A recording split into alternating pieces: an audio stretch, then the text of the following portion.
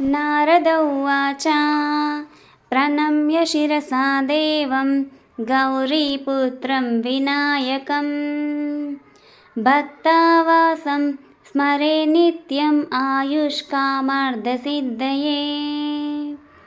प्रथमं वक्रतुण्डं च एकदन्तं द्वितीयकं तृतीयं कृष्णपिङ्गाक्षं गजवक्त्रं चतुर्दकं लम्बोदरं पञ्चमं च षष्ठं विकटमेव च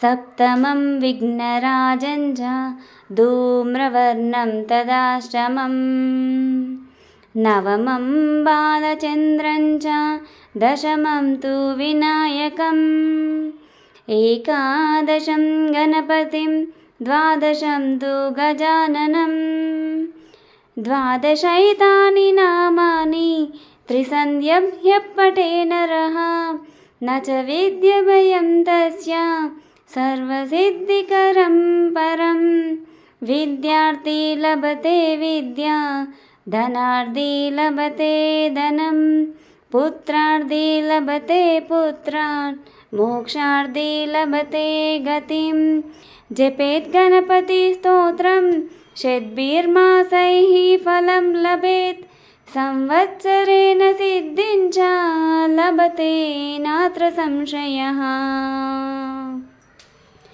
अष्टभ्यो ब्राह्मणेभ्यश्च लिखित्वाय समर्पयेत् तस्य विद्या भवेत् सर्वा गणेशस्य प्रसादतः। इति श्रीनारदपुराणे संकष्टनाशन नाम गणेशस्तोत्रं सम्पूर्णम्।